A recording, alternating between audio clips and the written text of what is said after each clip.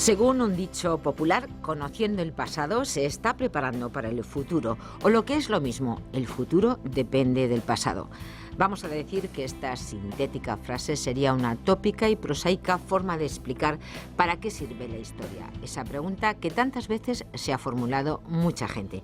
Hoy vamos a desterrar algunos mitos y despejar muchas dudas sobre el valor de la historia, y para ello nos acompañan una serie de expertos que presentan una novedad editorial muy interesante al hilo de este tema.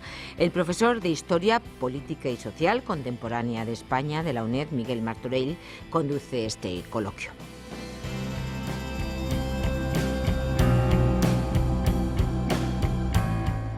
Hola, muy buenas. Estamos aquí hoy para hablar sobre para qué sirve la historia.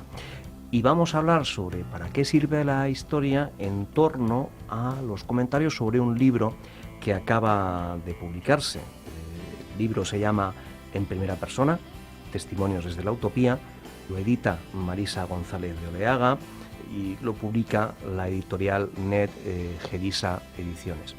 Y para hablar sobre estos temas tenemos aquí a la coordinadora del libro, a Marisa González de Oleaga. Hola, Marisa. Hola, encantada. Tenemos también a Emiliano Abad, que es doctorando de la Universidad Autónoma.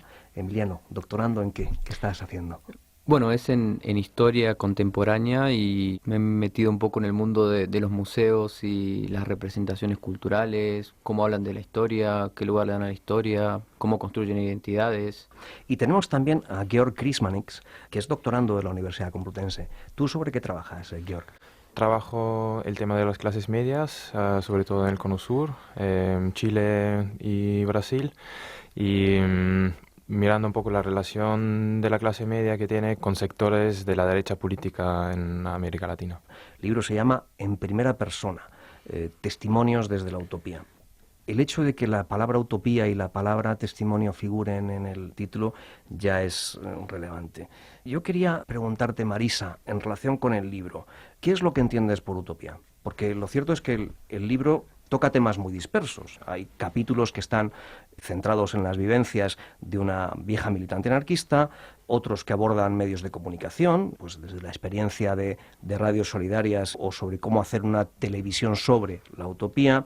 Hay experiencias de comunas y cooperativas en Argentina, en Uruguay, en Israel, sobre comedores sociales. Todo este variado repertorio de temas, ¿cómo encaja en tu idea de utopía? Cuando yo empecé a pensar en este proyecto, que es un segundo libro que tiene un precedente que es el hilo rojo, Palabras y prácticas de la utopía en América Latina, una de las conclusiones a las que llegábamos en ese primer libro es que el concepto de utopía, la noción de utopía, estaba coagulada. Cuando uno piensa en utopía, piensa en Tomás Moro, indefectiblemente, y piensa en comunidades de vida que parecen como obsoletas, como si fueran de otra época, decimonónicas, ¿no? Uno se imagina esas pequeñas comunas anarquistas de principios del siglo XX.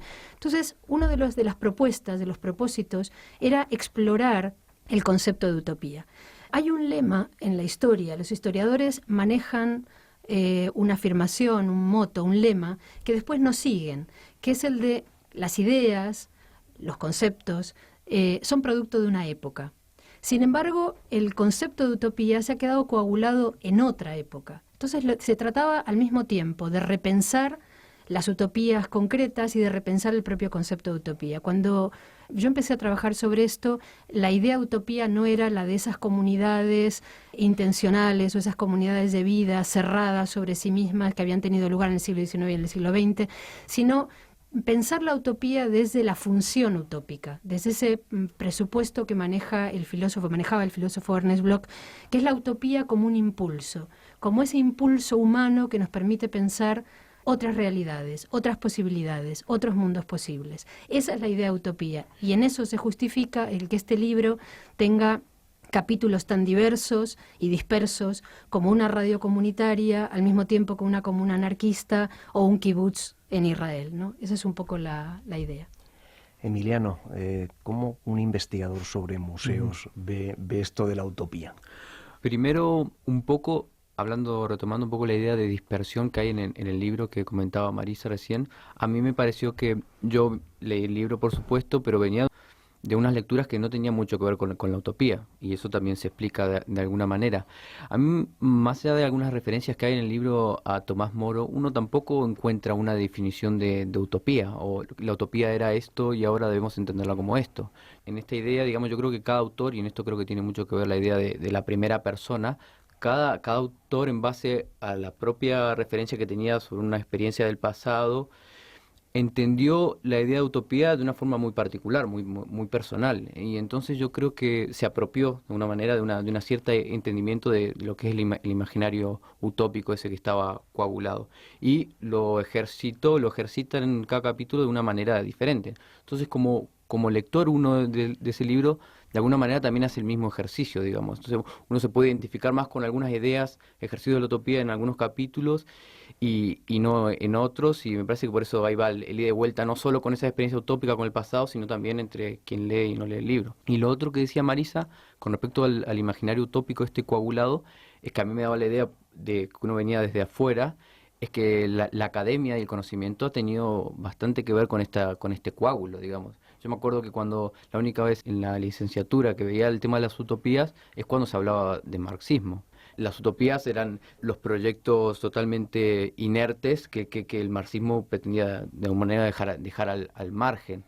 Y ahora me acordaba, por ejemplo, únicamente que también incluso dentro del propio proyecto marxista, como un otro, digamos, como esto totalmente deshistorizado, totalmente sin proyección de futuro, desconocimiento que eran los proyectos utópicos, el marxismo mismo también era construido como un proyecto utópico. Solo como una nota al pie, estaba leyendo unos programas de asignaturas de la década del 70 en Argentina, y me acuerdo que había una asignatura que se llamaba Las aventuras del marxismo, como si el marxismo en sí mismo también haya sido una forma de un proyecto utópico, digamos. Entonces también uno en el libro mismo también puede jugar con estas ideas de apropiación de lo utópico y desde dónde habla considerando determinadas ideas de qué es lo utópico y qué no. Primera persona. ¿Por qué era importante la implicación de los autores? Yo creo que hay dos cuestiones. Hay una posición epistemológica que yo no voy a negar, no solamente no voy a negar, sino que voy a reafirmar. Yo creo que la historiografía y en general las ciencias sociales han padecido un efecto mimético de las ciencias naturales, es algo que se ha discutido hasta la saciedad, y entonces la idea del impersonal, la realidad habla por mi boca, ¿no? Entonces el historiador generalmente habla la guerra civil, como si la guerra civil fuera una entidad, un sujeto que pudiera hablar por sí misma, ¿no? Borrando un poco lo que son las marcas de la interpretación. Y yo lo que quería era recuperar una idea que dentro de ese cientificismo finales del siglo XIX es muy despreciada, que es la idea de experiencia. Me parecía que por una especie de compromiso de honestidad con el lector, yo no les iba a contarlo, o nosotros no les íbamos a contar lo que eran o habían sido las utopías, sino nuestra relación con las utopías, nuestra relación con ese objeto de investigación o de militancia en algunos casos, en algunos capítulos del libro, porque me parecía que esa era la forma de identificarse. O sea, esta es una propuesta historiográfica comprometida. No tiene ninguna pretensión ni de asepsia, ni de distanciamiento, ni de objetividad, sino que es una propuesta comprometida. El gran compromiso es cómo descoagular los relatos de las utopías para hacer que las nuevas generaciones puedan apropiarse de esa memoria, lo que no significa que la copien, simplemente se apropien, y de ese gran capital simbólico alternativo que existe en América Latina. Y me parecía que la forma más efectiva, la forma que yo había encontrado efectiva, de que esas nuevas generaciones pudieran apropiarse de esa memoria, era a través de relatos que implicaran al que hablaba dentro del relato. No para tomarlo como un sujeto acabado, sino es como cuando uno lee un relato de viaje. Uno relata el relato del otro y al mismo tiempo está construyendo su propio relato. Es como una especie de eco que hace con la experiencia propia. Esa era un poco la idea, por eso en primera persona, ¿no? Pero fíjate que yo, después de leer el libro, yo creo que hay dos planos distintos de compromiso dentro del libro. Uno que acabas de plantear, del compromiso del propio autor de cada uno de los capítulos con la historia que está contando, pero al mismo tiempo la mayoría, no todos, pero la mayoría de los capítulos tratan sobre gente comprometida con su entorno, ¿no? Entonces, ahí hay como una dualidad. ¿Por qué os interesaba precisamente ese tipo de actividades o de gente que tenía un compromiso con la sociedad, de su entorno, con esa voluntad de transformar de alguna manera el mundo? En ese sentido, sí es un libro de compromiso y de combate. Totalmente, o sea, totalmente. Yo creo que... Pero es un combate un poco peculiar, porque cuando uno habla de compromiso, uno habla de historiografía crítica, uno habla de historiografía social, uno habla de historiografía militante, uno se imagina... también eso está en algún punto coagulado. Uno se imagina un tipo de relato muy específico y que apuesta por una concepción, digamos, del conocimiento muy particular. Me refiero, por ejemplo, a la historia social, donde uno conoce el pasado para intentar entender los mecanismos del cambio y poder operar toda la teoría de las revoluciones, ir más lejos. Esto me parece que es una militancia, a mí incluso la palabra militancia no me gusta, una posición crítica un poquito diferente. Tiene dos ingredientes. Por una parte, la importancia del lenguaje. Hay una cuestión en la poética. Por eso yo siempre me gusta hablar de historiografía poética. Poética en tres sentidos diferentes. Por una parte, por el tema de la transmisión. O sea, si algo caracteriza a la poesía, no son los contenidos. Si uno intenta traducir los contenidos de un poema, suelen ser en general muy pobres. O sea, lo interesante del poema es precisamente la forma en la que están dichas las cosas. En ese sentido, lo interesante de este trabajo también está en la forma, en los efectos que tiene la forma. En segundo lugar, me parece que también tiene que ver con el desplazamiento. Cuando uno lee un poema, a menos que no sea un crítico literario, si uno es un lector de poesía, lo que busca en la poesía es eso que le convoca, le evoca y hace eco en la propia experiencia. Yo creo que los relatos de este libro buscan también eso, buscan como multiplicar, como conmover al otro, más que informarle de que existió una comuna anarquista en el Chaco argentino en la década de los 20. Ninguno de los trabajos puede ser reducido a eso. Realmente convocan al otro desde otro lugar, más del lado, supongo que de la poesía, del arte, del cine. Me parece que esas dos cuestiones me parece que son básicas en este trabajo, ¿no? O sea, lo del el conmover, lo del tema estético, el tema de la transmisión, y el tema del desplazamiento de significado. Sí, lo de historiografía poética, en algún caso en el libro, es literal. O sea, hay algún capítulo, estoy pensando en el de los Vais, sobre la experiencia en el kibutz, en el que la mitad del relato, la mitad del capítulo, está expresado en forma de poesía. Es que el mandato, por decirlo así, cuando yo convoqué a toda esta gente, era pensar que tu experiencia... cada uno pensaba que su experiencia podía ser importante. No es que vaya a ser, podía ser importante. Es como mandar un mensaje en una botella al mar. Uno no sabe si alguien la va a recoger o no, y depende mucho de quién la recoja. Uno tiene las mejores intenciones, pero igual que la recoge, no le interesa, la vuelve a tirar o simplemente no hace uso de eso, ¿no? Pero a ti te gustaría, yo le decía a todos al grupo, ¿no? ¿A ti te gustaría poder transmitir tu experiencia? Sí. Bueno, con uñas y dientes, transmítela como puedas, con lo que puedas. Y entonces cada uno, yo creo que en ese sentido ha sido la propia experiencia de confección del libro, ha sido fascinante. Cada uno hizo lo que pudo y como pudo, con poesía, con fotografía, con relatos más o menos académicos, más y menos académicos. Cada uno intentó transmitir eso que le parecía importante para las nuevas generaciones, ¿no?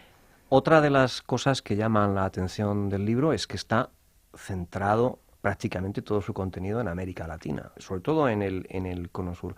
Georg, tú que eres especialista en América Latina, ¿es América un territorio abonado para las utopías?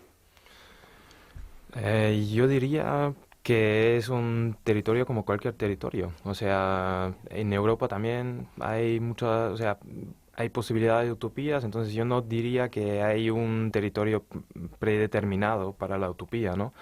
A lo mejor eso existe en nuestras expectativas desde el punto de vista europeo, que esperas que América es ese continente exótico que de alguna manera te introduce en mundos utópicos, ¿no? Pero realmente eso no tiene que ser así. Cuando yo leí el libro, también fue el primer libro sobre utopías que había leído, me llamó la atención de que de alguna manera las utopías están relacionadas, o el auge o la decadencia de utopías están relacionadas con la emergencia de movimientos sociales. Entonces, existe una determinada o determinadas coyunturas que, por ejemplo, en los años 60 y 70, pues era una coyuntura de o emergían muchos movimientos sociales, había mucho pensamiento utópico, que luego en la década de los 80, pues de alguna manera No es que haya desaparecido, pero estos movimientos de alguna manera se institucionalizan, ¿no? Por ejemplo, si miramos a Europa, el Partido de los Verdes, por ejemplo, es resultado de un movimiento social, ¿no? Y lo mismo, de alguna manera, también pasa en América Latina. Y luego con la desintegración de la Unión Soviética, con toda la teoría esta de Francis Fukuyama, ¿no? Que es el fin de la historia, al mismo tiempo también llega a insinuar que la utopía tampoco ya no existe, que se acabó cualquier posibilidad de utopía. Y eso, como experimentamos durante los años 90, pues no es así. Nuevamente emergieron movimientos sociales, sobre todo pues críticos con la globalización o antineoliberales. Y últimamente, pues con la actual crisis económica, social, etcétera, llegamos a otra cumbre de este desarrollo que es propicio para el desarrollo de utopías. Pero lo que tenemos que tener en cuenta, y eso también, que las utopías ya no se piensan desde un punto de totalitarismos, sino más bien en pasos pequeños, ¿no? O sea, la gente que piensa utopías no piensa en un mundo alternativo, sino en una alternativa, en una parte alternativa de una sociedad mejor, relativamente mejor, ¿no? No totalmente mejor. Entonces, y eso se encuentra también en este libro, ¿no? El relato, eso es lo que Marisa no dijo, pero que yo creo que es muy presente en todos los textos, es la fricción, ¿no? No se presentan relatos totalmente coherentes. Los autores buscan la fricción porque esta fricción permite justamente abrir nuevos caminos, ¿no? Eso es lo que Marisa llama la fuente de posibilidades. Fíjate, yo creo que lo has planteado has planteado una cosa que casi podría ser un eslogan, casi una frase. En vez de construir un mundo alternativo, buscar alternativas para el mundo en el que vivimos, ¿no? Marisa, tú como coordinadora del libro, al final es inevitable que uno siempre sienta más cariño hacia alguno de los niños. De todas estas historias que se cuentan, ¿cuál es la que más te ha conmocionado? Bueno, son unas cuantas las que a mí me han conmocionado. Y además hay que decir también que es un libro tremendamente trabajado. Ya nos había pasado con El hilo rojo, que fue coeditado con Ernesto Boblaski, pero este libro hubo gente que hizo 6 y 7 versiones, ¿no? Amorosamente y de manera muy obediente. Pero hay un texto que a mí me conmueve. Lo conozco mucho a él, ¿no? Que es Ernesto Boblaski, que es el texto sobre los galeses, ¿no? Él intenta averiguar sobre la utopía galesa, utopía de la que se conoce muy poco, porque, mejor dicho, se conoce mucho sobre la utopía galesa, pero desde la perspectiva de la inmigración. Eso es lo que pasa también con la utopía en América Latina. Bueno, no es... perdona, dices se conoce mucho sobre la utopía galesa, pero probablemente en Argentina o en la historiografía latinoamericana se conoce bastante. Sí. Explica un poco qué es la utopía galesa. Los galeses son un grupo de gente que decide irse a vivir a la Patagonia, porque son medio secesionistas, medio nacionalistas galeses y quieren independizarse de Gran Bretaña, ¿no? Entonces es un poco su proyecto. Y es un proyecto comunitario, agrícola comunitario, muy interesante, que además tiene un gran éxito. Por supuesto, cuando tienen un gran éxito, aparece el Estado argentino y se lo carga, como suele ser además, por otra parte, característico en estos casos, ¿no? Pero el tema de los galeses, no es que no fuera conocido. Lo que pasa es que las utopías en general en América Latina no son conocidas desde la perspectiva de lo alternativo, sino desde la perspectiva de las redes de inmigración. O sea, todo el mundo sabía que había galeses en la Argentina, pero no como un proyecto político, económico y religioso alternativo. Lo que hace Ernesto, que me consta que le costó porque es contar una experiencia, es que él empezó a averiguar, a preguntarse por qué le había llamado desde muy niño, desde los 3 años, por qué le había llamado tan poderosamente la experiencia o la utopía galesa.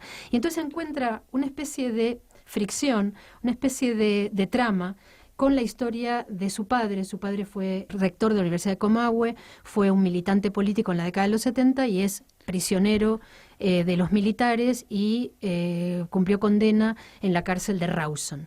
Y él con 3 años va con su madre, 700 kilómetros de donde vivía, a visitar a su padre. Y empieza a descubrir que en ese lugar todas las palabras tienen una W, todas las palabras tienen una letra poco común en nuestro abecedario. Poco tiempo después aprendería a escribir y supongo que ya podía leer algo, ¿no? Y ahí, en esa especie de cruce biográfico entre el cautiverio de su padre y los galeses, estructura este relato, ¿no? Y es absolutamente conmovedor, ¿no? Como, en realidad toda escritura es autobiográfica, ¿no? Pero cómo su conexión con la utopía tenía que ver con su experiencia personal. Ese es uno de los capítulos, uno de los tantos que me resulta muy conmovedor. También el de Raúl Weiss, que es un viejo militante de todas las militancias que uno puede tener comunitarias, porque perteneció a 3 o 4 comunidades diferentes, y su mujer.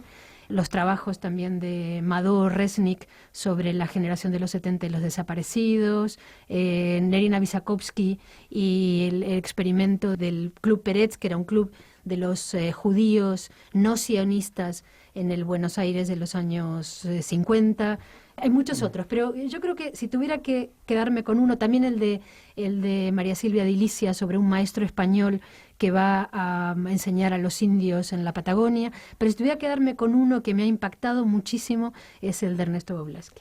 Emiliano, ¿y tú como lector crítico del libro, tienes algún favorito entre los textos? No, bueno, a mí también el de Ernesto es uno de los que más me gustó, que parece perfectamente, digamos, está muy, muy armonioso como el resto, como varios de los textos, pero a mí me llamaba la atención como lector, digamos, y pensando en este debate de la historia y la historiografía, el lugar de la primera persona, digamos, y para la gente, no solamente para la gente que tiene un entrenamiento en la historia, sino para la gente como que se acerca recién a la historiografía. Como decía Marisa antes, esta idea de la idea de la transmisión. Entonces, hay una carga de transmisión en todo el libro, que digamos, que los autores, los narradores, en realidad que son narradores desde su lugar como historiadores o militantes o de disciplinas o sectores más vinculados con el arte, funcionan como pasadores. Yo no sé ya no me acuerdo si Marisa lo dice en el texto o de dónde viene esto, pero esto de que buscar puntos de contacto entre el pasado, un pasado que ellos se acercan de una manera determinada, y sus propias historias personales. Entonces, uno cuando lee el libro, por más que uno conozca poco del pasado, no conozca a los autores, se entere de algunos datos biográficos cuando lee los capítulos, uno también hace el mismo ejercicio personalmente. Entonces, para la gente que se mete en la historia, desde el tema que sea, o que le gusta, tiene algún cierto interés o afinidad con estos temas, me parece que historiográficamente, críticamente, es un excelente ejercicio, porque uno sabe desde dónde escribe, entonces uno tiene que contextualizar e historizar no solo a ese narrador, su relación con los otros personajes, sino también su relación con el pasado. Entonces, de alguna manera, esos puentes que se tienden desde un determinado pasado con el presente, como decía Georg, con los movimientos sociales, con los nuevos proyectos actuales, uno lo tiene que como reescribir personalmente. Entonces, esto me pasó a mí, que yo no tuve ninguna experiencia con un proyecto utópico y demás, pero uno también hace como este ejercicio de traducción. Por eso que uno se relaciona con estas utopías, no desde... Nosotros estamos acostumbrados a tener la vara de la verdad, digamos. A ver, ¿qué pasó? ¿Qué no pasó? Luego le dimos como un golpe a eso con la idea de las narrativas. A ver, un poco utilitarista, digamos. ¿Qué narrativas son más legítimas que otras? ¿Cuáles son más coherentes que otras? Y más. Pero acá se arma como una idea entre relato, utopía y la primera persona, que también le termina dando un golpe, porque dice al final... No es qué pasó, qué no pasó, no es qué aciertos, qué funcionó, qué no funcionó, sino también un poco únicamente de poder ser este pasador de experiencias, digamos. Esto es lo que yo cuento de primera persona. Cada uno luego lo mastica de una manera determinada. Entonces me parece como práctica historiográfica, digamos, de cómo relacionarse con el pasado, de cómo tender estos hilos o estos puentes del pasado con determinados presentes y proyectos alternativos, como decía Georg, parece que es un muy buen ejercicio, digamos, de lectura. Y Georg, te voy a formular la misma pregunta. Tú, como lector crítico del libro, ¿hay alguna historia de las que aquí se cuentan que te haya llamado más la atención, que te haya conmovido más? Bueno, antes que todo, lo que me gustó es que tira justamente lo que dice Emiliano, ¿no? Que vas desde posturas de verdad realmente a responsabilidad, ¿no? Lo que dice Emiliano, o sea, él convoca al lector, todos los relatos convocan al lector y él de alguna manera empieza reflexionando, cuestionándose y eso posibilita un sentimiento de responsabilidad, ¿no? No es cualquier historia, no es, sino, o sea, y tampoco es la cuestión de si es una historia verdadera, sino que se acerca a lo verosímil, ¿no? Y eso es, creo que algo bastante destacable en todos los artículos. Luego de las preferencias, no sé, es muy difícil. A lo mejor el artículo que más me gustó, porque de alguna manera prepara muy bien al lector, es justamente la introducción de Marisa, porque es el ejemplo da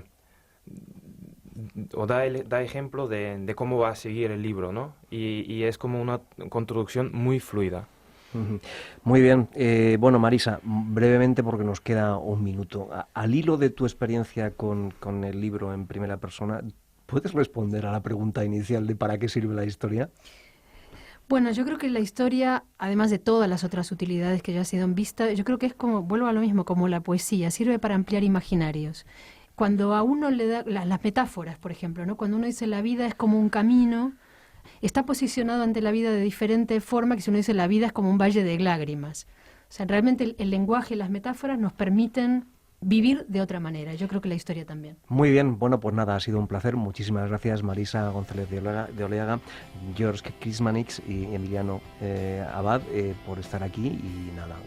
Pues gracias a ti, Miguel. Gracias. Muchas gracias. Muy bien.